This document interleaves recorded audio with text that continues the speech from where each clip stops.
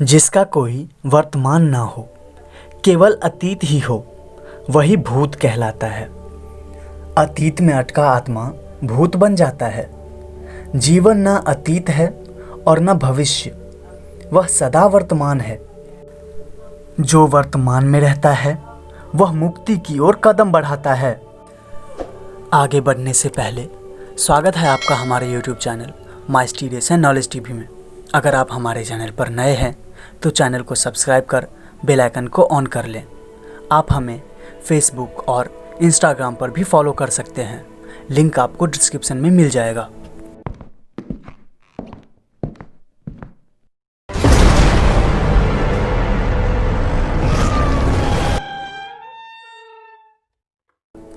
आत्मा के 3 स्वरूप माने गए हैं: जीवात्मा, प्रेतात्मा और सूक्ष्म आत्मा। जो भौतिक शरीर में वास करती हैं उसे हम जीवात्मा कहते हैं। जब इस जीवात्मा का वासना कामनायम शरीर में निवास होता है तो उसे हम प्रेतात्मा कहते हैं। जब यह आत्मा सूक्ष्मतम शरीर में प्रवेश करता है उसे हम सूक्ष्म आत्मा कहते हैं। दोस्तों, भूत प्रेतों की शक्ति एवं गति अपार होती है। इनकी विभिन्न प्रजातियां होती है। उन्हें भूत, प्रेत, राक्षस, पिशाच, यम, शाकिनी, डाकिनी, चुड़ैल, गंधर्व आदि कहा जाता है। हिंदू धर्म में गति और कर्म के अनुसार मरने वाले लोगों का विभाजन किया जाता है। भूत, प्रेत, पिशाच, कुष्मांडा, ब्रह्म राक्षस, वेताल और क्षेत्रपाल उक्त सभी के उपभाग ही होते हैं।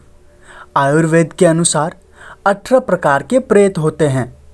भूत सबसे शुरुआती पद है, या यूं कहें कि जब कोई आम व्यक्ति मरता है तो वह सर्वप्रथम भूत ही बनता है। इसी तरह जब कोई स्त्री मरती है तो उसे अलग अलग नामों से जाना जाता है। माना गया है कि प्रसूता स्त्री या नवयुवती मरती है तो उसे चुड़ैल कहा जाता है, और जब कोई कुंवारी कन्या मरती है तो उसे देवी कहते हैं। जो स्त्री बुरे कर्मों वाली है उसे डायन या डाकिनी कहते हैं। इन सभी की उत्पत्ति अपने पापों, व्याभिचार से, अकाल मृत्यु से या श्राद्ध ना होने से होती है। गरुड़ पुराण के अनुसार 84 लाख योनियां हैं। पशु योनि, पक्षी योनि, मनुष्य योनि में जीवन यापन करने वाली आत्माएं मरने के बाद अदृश्य भूत प्रेत योनि में चले जाते हैं। आत्मा के प्रत्येक जन्म द्वारा प्राप्त जीव रूप को योनि कहते हैं। ऐसी 84 लाख योनियां हैं जिसमें कीट पतंगे, पशु पक्षी, वृक्ष और मानव आदि भी शामिल हैं।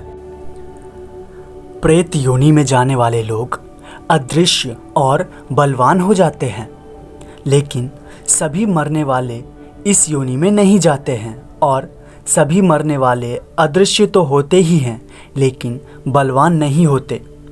यह आत्मा के कर्म और गति पर निर्भर करता है।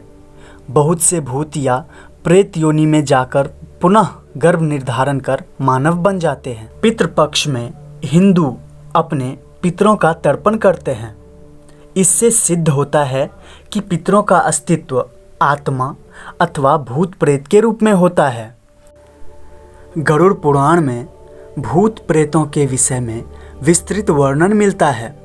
श्रीमद् भागवत पुराण में धुंधकारी के प्रेत बन जाने का भी वर्णन आता है। दोस्तों, इतना सब जानने के बाद आपके मन में ये सवाल तो जरूर उठ रहा होगा कि कौन बनते हैं भूत? क्या अतृप्त आत्मा बनते हैं भूत, या है इसकी कोई और वजह? चलिए जानते हैं इसके बारे में। जो व्यक्ति भूखा, प्यासा, संभोग सुख से विरक्त, राग, क्रोध, द्वेष, लोभ, वासना आदि इच्छाएं और भावनाएं लेकर मरा है, अवश्य ही वह भूत बनकर भटकता है। जो व्यक्ति दुर्घटना, हत्या, आत्महत्या आदि से मरा है वह भी भूत बनकर भटकता है। ऐसे व्यक्तियों की आत्मा को तृप्त करने के लिए श्राद्ध और तर्पण किया जाता है। जो लोग अपने स्वजनों और पितरों का श्राद्ध और तर्पण नहीं करते, वे उन अतृप्त आत्माओं द्वारा परेशान होते हैं। और जो आत्मा ज़्यादा स्मृतिवान या ध्यानी है, उसे ही अपने मरने का ज्ञान होता है, उसे ही अपने पिछले जन्म की बातें याद होती हैं और वह कभी भूत नहीं बनता। अक्सर ये सवाल उठते रहते हैं कि भूतों की प्रकृति कैसी होती है, क्या भूतों की भी अपनी भावनाएं होती है?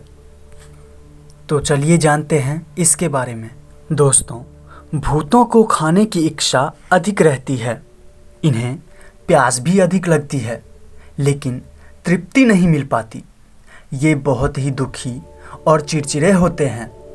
हर समय बस इस बात की खोज में रहते हैं कि कोई मुक्ति देने वाला मिले। यह कभी घर में, कभी जंगल में, कभी शमशान में, हर जगह बस इस बात के लिए भटकती हैं कि कोई मुक्ति देने वाला मिल जाए।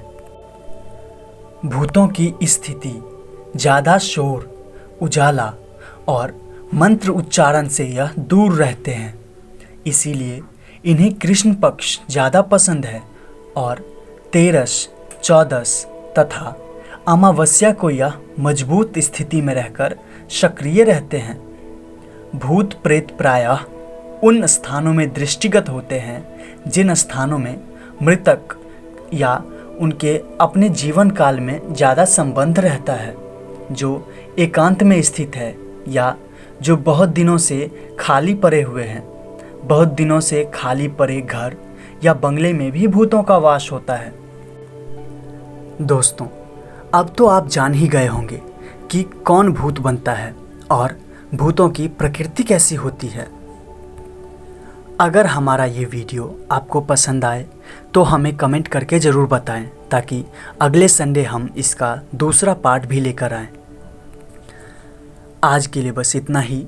अगर आप हमारे चैनल पर नए हैं तो चैनल को सब्सक्राइब कर बेल आइकन को दबाना ना भूलें और बने रहें हमारे साथ।